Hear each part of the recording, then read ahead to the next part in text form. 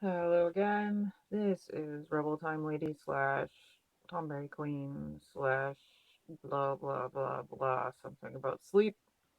This is day 21 of VEDA vlog every day in April. Yada yada yada yada yada. Not like I've actually followed that, but as you do. I kind of struggled with what I was going to talk about today. Still headachy, a little less so. Work was rough. Um, I got a bad start off to the day, and I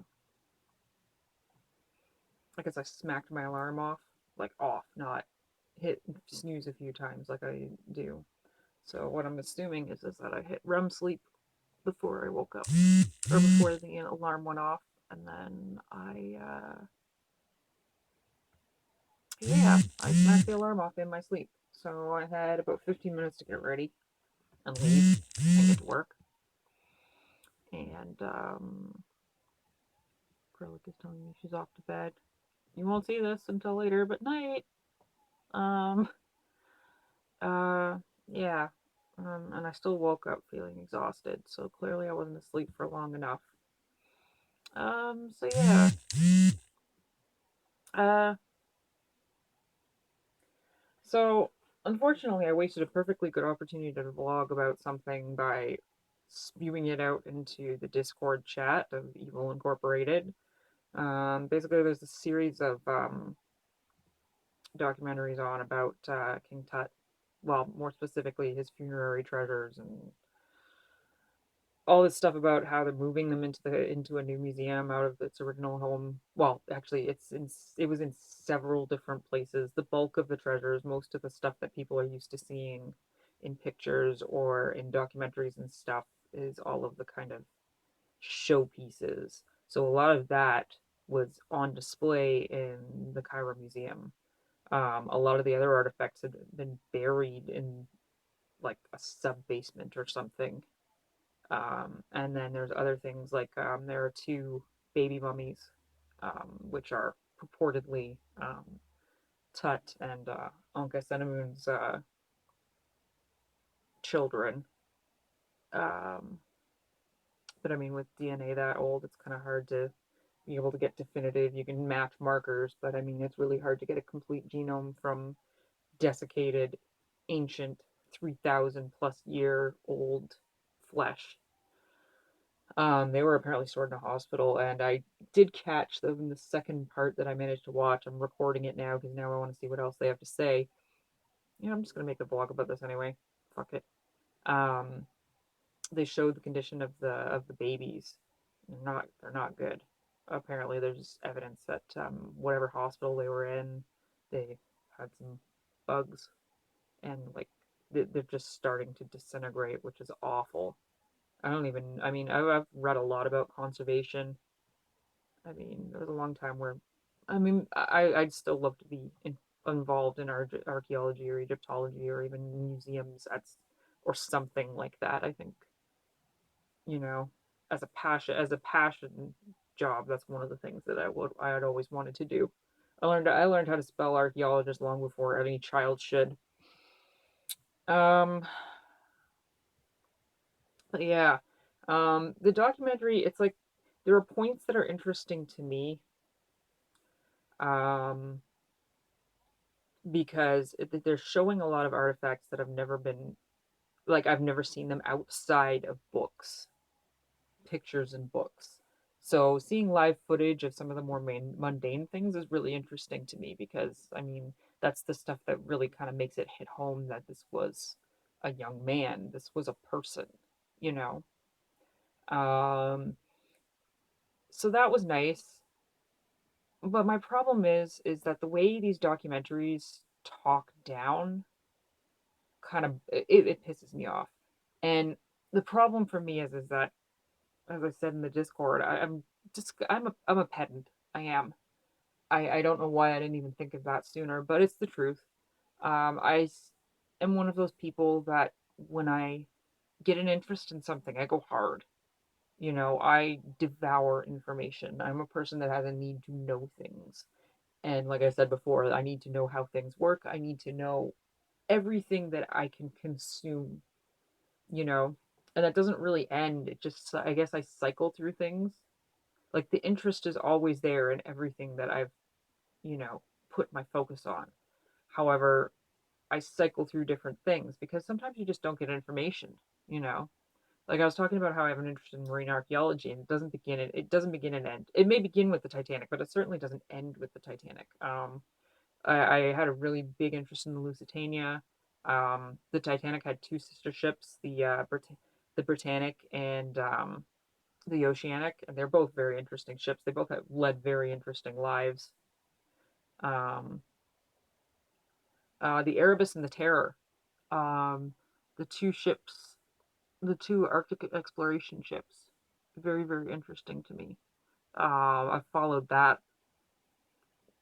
even today because there's been a lot of information that's kind of been surfacing and actually finding the ships again is very interesting. One of the My dad, the only time he took us to go to our to the Scholastic Book Fair in school, the book that it kind of shows you the difference. My sister got the Snowman, which would have been fine, but she was way too old for a picture book with absolutely no words. My brother got some sports book, and I got a book about the Franklin expedition with a picture of one of the mummies' faces smack on the center. It just goes to show you me. Um, but yeah, I have a lot of wide ranging interests. I get passionate about things. I keep saying obsessive. I don't know if it's obsessive. I get really passionate. And I've always had a driving urge to know things. I ask questions, I delve deep into things. You know, I dissect things and, you know, break them down so that I understand them. But in that process, I've become pedantic to the extreme. So trying to watch these documentaries now as I get older, especially when they're on subjects that are well known to me, they do talk down, and I know they're not talking down to me, because in the end, as I said in the Discord, these documentaries aren't made for people like me. They're not made for people who have a very good and intimate knowledge of this kind of stuff. You know, like I look at a lot of those artifacts and they're known to me, and it's not just like the death mask or the sarcophagi um or like the golden throne, you know, the core pieces that people know because they're pretty and shiny, you know. um I like the walking sticks, I like the shopties, I like, but the thing is, it's like, okay, I like all that stuff. I also like the stories behind it because you always know, like, in the end, these were people. And the fact that these things are like all of the context behind all of this stuff can only be, you know, surmised so far. Like, there's so much lost knowledge, and there's a part of me that just wishes I could unlock it, you know, because I have that urge to, you know. You know, it's what drove me as a little kid to ask every single person I talked to freaking question after question after question. It's what earned me the name Rambler. The nickname Rambler. My grandpa called me it. Please don't call me it. It bothers me. Nobody else can call me that. At any rate, it just kind of struck me that that's kind of basically the core of all documentaries now. They always have to rehash things. They always have to act as if the person watching it's their first time ever having access to any of the knowledge. And despite the logic behind me knowing this, it still pisses me off because I'm sitting there going, of course, they're drawing conclusions. But the thing is, too, it's the pacing of how they do things. It's that sensationalist kind of way that they phrase things and they present the information as if there's some kind of big mystery. But to anybody who actually pays attention to things and keeps up, not only consumes the information that's passed, but keeps up with it, it's maddening to watch this stuff because you're just sitting there going, I know, this is idiotic. A lot of these theories are friggin' like 90 years old. You know, these are questions, some of the questions are questions that have been asked since Carter and Carnarvon opened the tomb. You know, like like I said in the Discord, it's like, oh, You know, I mean, could this could this tomb have been hastily put together with funerary artifacts from other people? Yes. He died at around 18 or 19. Again, as I said in the Discord, a pharaoh's tomb and his funerary possessions were put together over the course of a lifetime. Like the second a pharaoh came into power, no matter what age they were, they immediately started drafting up the plans for their tomb. They immediately started speaking to the craftsmen, the royal craftsmen, and started getting likenesses made up of themselves and all of the things that they felt they needed to be remembered so that they would ascend to the afterlife and continue on. So some 18 or 19-year-old kid, and especially a kid in the position he was, um, I don't know how much people know about King Tut. I'm gonna actually give me a moment. We're gonna go try and grab a cord because I want to continue talking about this. We're just gonna cover the camera for a second though. But yeah, I don't know how much people know about King Tut, so I'm gonna give you a little mini lesson. Um, King Tut came into power at a very awkward time. His dad and his stepmom were part of a kind of coup religion-wise. They rejected the polytheism of the past in order to worship one god, the Aten, which is their version of the sun. Just one sun god in place of thousands. And as you can understand, priests didn't really get into this that much. I know that was very exciting. Hello. We're going to try and plug this into the laptop so that it doesn't die. So, as you can understand, the priesthood wasn't exactly thrilled with this idea. So, a lot of things went down with that.